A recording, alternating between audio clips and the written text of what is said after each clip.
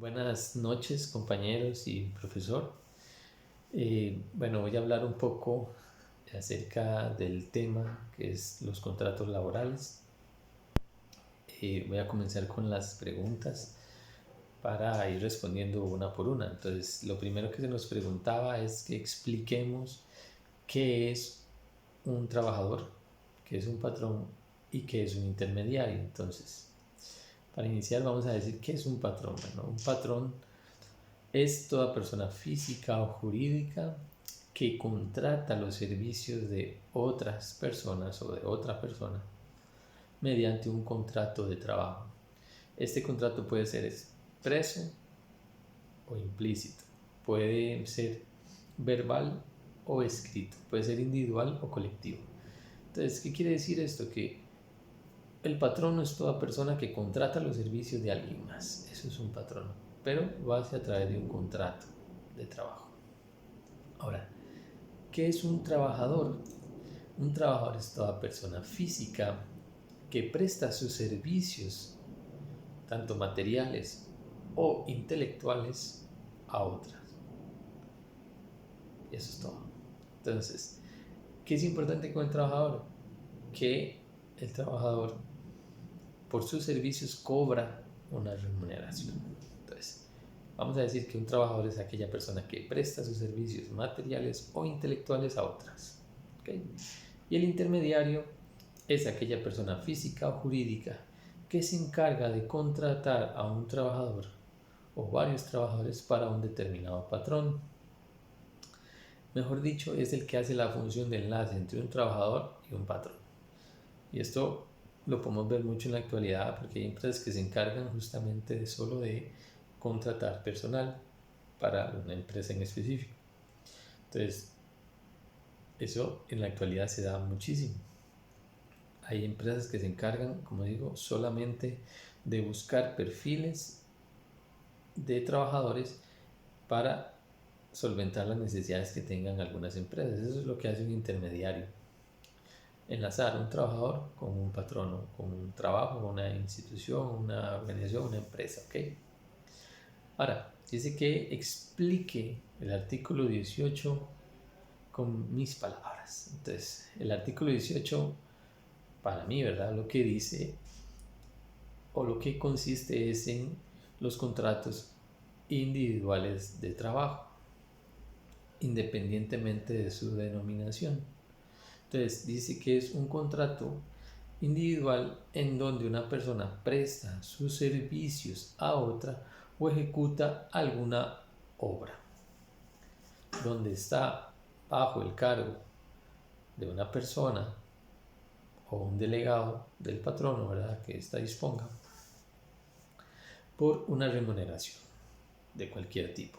No importa la remuneración, siempre y cuando se le pague por sus servicios. Entonces, el contrato, o sea, el artículo 18 lo que dice es que yo como trabajador acepto trabajar o brindar mis servicios a un patrón donde me veo obligado a cumplir lo que esta persona me diga que haga, y si no lo cumplo me veo bajo sanciones, digamos, estoy bajo sanciones, pero que a su vez esta persona me tiene que pagar a mí una remuneración por mis servicios. ¿Ok?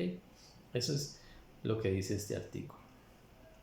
Ahora, dice que expliquemos los tres elementos del contrato de trabajo.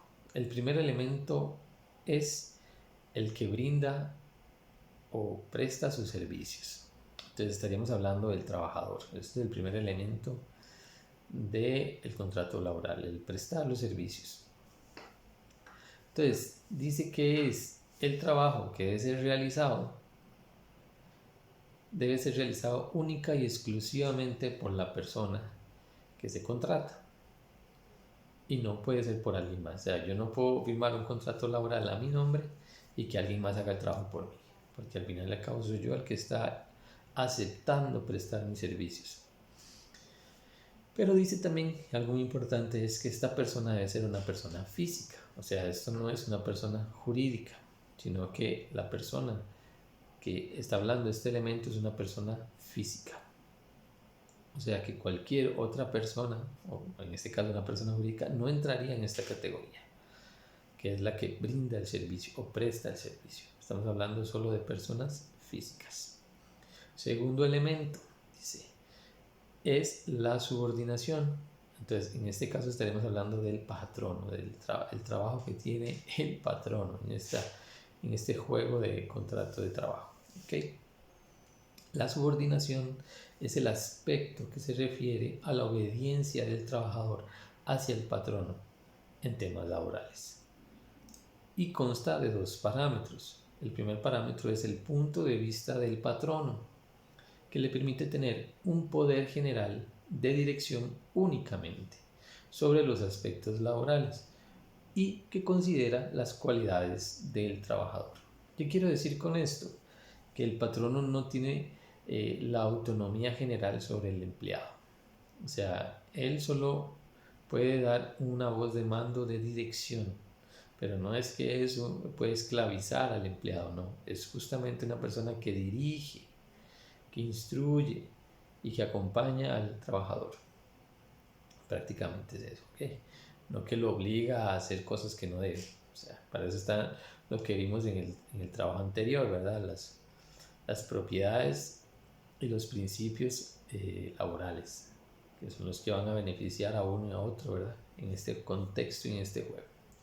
Ahora, desde el segundo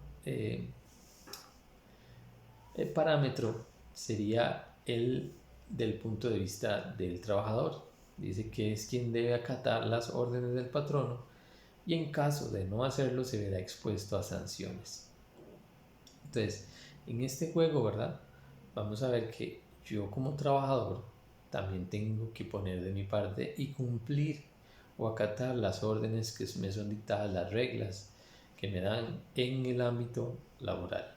El patrono establece una cantidad de reglas o de estatutos que deben ser cumplidos por el trabajador y que si no los cumple se verá expuesto a sanciones. ¿Okay?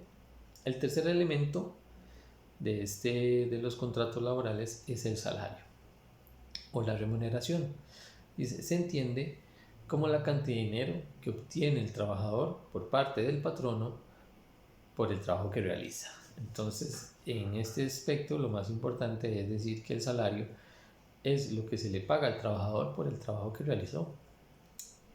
Y al final es el acuerdo también al que llega el patrono junto con el trabajador, o el dinero en que acuerdan de que me vas a pagar por el trabajo que estoy realizando. Y es muy importante también. Ahora, se me pide ver la diferencia entre lo que es un contrato de trabajo individual con un contrato por servicios profesionales. Bueno, la principal diferencia viene en el elemento de la subordinación. Esto que veíamos anteriormente, que eran los tres elementos del contrato laboral, el segundo elemento era la subordinación. Y este es muy importante para diferenciar estos dos tipos de contrato. ¿Por qué? Porque una persona que está bajo el cargo de un patrono, que debe cumplir las órdenes del patrono y que si no las cumple se ve obligado o que se ve que puede estar con sanciones, puede ser amonestado por no cumplir las órdenes del patrono, entonces está bajo un contrato de trabajo individual de cualquier índole.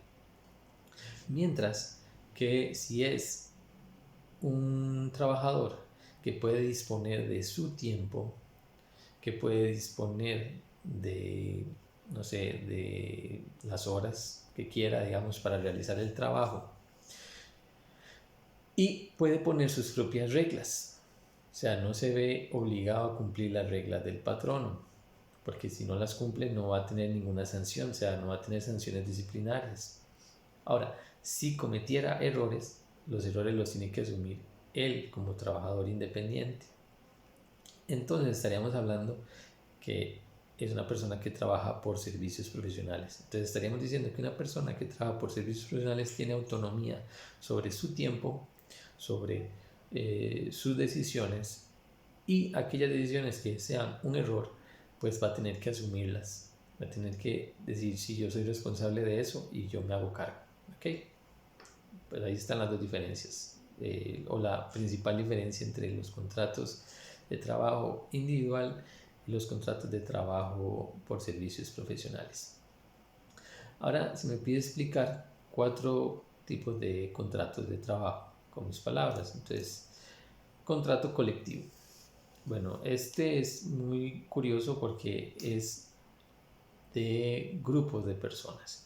Entonces, el texto menciona sindicatos de trabajadores que negocian con un jefe o con varios jefes o con un sindicato de patrones inclusive, ¿verdad? Entonces es como un grupo de personas negociando con otro grupo de personas que sus condiciones, qué tareas tienen que realizar, qué remuneración van a tener, qué medidas tienen que cumplir, todo esto tienen que hacerlo, ¿ok? Entonces es muy importante entender que este tipo de contrato es de un grupo de personas negociando con otro grupo de personas las tareas que van a realizar, las diferentes remuneraciones que van a tener y las obligaciones que tienen que cumplir los trabajadores hacia los patrones, más que todo. ¿Okay? Después, contratos por tiempo definido. ¿Okay? Es aquel que tiene un plazo fijo de caducidad o de finalidad, pero no de extenderse por más de un año. Entonces, este tipo de contrato lo que quiere decir es que yo contrato a una persona por un tiempo específico y podemos ver varios ejemplos muy específicos. Una persona que es contratada para suplir a una persona que está en maternidad. Entonces, yo contrato por un periodo de tiempo a una persona para que me supla a la persona que está en su casa en el periodo de maternidad. Entonces, eso es muy importante, ¿ok? Después, contratos por tiempo indefinido. Es cuando la relación laboral se extiende por más de un año, si existía un plazo al principio. Es indefinido si el servicio no es ocasional, o sea, si es algo permanente. Además, es importante recalcar que si una persona está interina por muchos años en una empresa, no necesariamente esto le da derecho a caer nombrado en propiedad. Entonces eso es importante en ese tipo de contratos. Y ahora, contrato por tiempo parcial. Dice, lo que indica es que el trabajador realizará funciones en un espacio de tiempo inferior, comparándolo con otros trabajadores que estén en sus mismas condiciones, pero a tiempo completo. Mejor dicho, es la persona que yo contrato para que me trabaje por un tiempo menor al que me estipula la ley, que sería un tiempo completo. ¿Okay? Y por último, si yo tuviera que hacer una remodelación en mi casa, ¿qué tipo de contrato realizaría? Entonces, yo utilizaría un contrato que es por obra concluida. ¿Por qué? Porque tiene una fecha de duración o de caducidad o de finalidad. ¿Por qué? Porque es una vez que la obra o la remodelación en este caso esté concluida, el contrato también va a concluir. Después, tengo un espacio de calidad, o sea, la obra no puede ser terminada a medias. O sea, yo puedo exigir la calidad, ¿ok? Entonces eso es muy importante también, que yo puedo darme ese lujo de exigir la calidad del producto final que me van a entregar. Y por último, es mi obligación como patrono de tener un seguro contra accidentes o un seguro contra eventualidades que suceda en este proyecto, que sería la remodelación de mi casa. Pero también lo ponían desde el punto de vista del gobierno. Entonces el Estado no puede contratar a ninguna empresa o a ninguna persona individual que no cuente con estos seguros también de accidentes o de alguna eventualidad que suceda durante el periodo de la obra. Entonces eso me deja a mí como patrono una sensación buena de decir, ok, yo voy a tratar de, en la medida de lo posible, conseguir una empresa que me incluya esos seguros dentro de la contratación de la obra. Entonces, podría ya tener yo esa seguridad de que las personas que van a trabajar a mi casa van a estar aseguradas y yo no tener que hacerme cargo de eso, entre comillas, porque ya lo estaré pagando en el servicio. ¿Okay? Entonces, por ahí va esa relación en la que decidí hacer esto. Muchas gracias, compañeros, profesor.